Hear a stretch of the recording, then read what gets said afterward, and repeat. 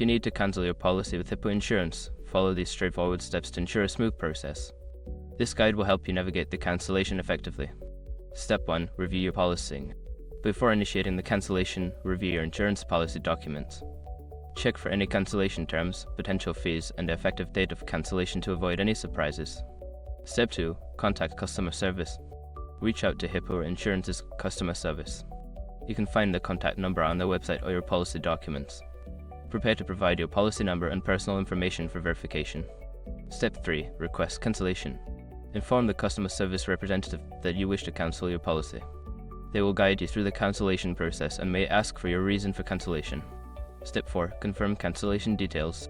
Before filing a refund or dispute, use the s.rock.com link in the description to open the refund dispute deadline calculator and confirm your deadline. Step 5. Obtain written confirmation. Once your policy is cancelled, request written confirmation of the cancellation. This document serves as proof that your policy has been terminated and can be useful for future reference.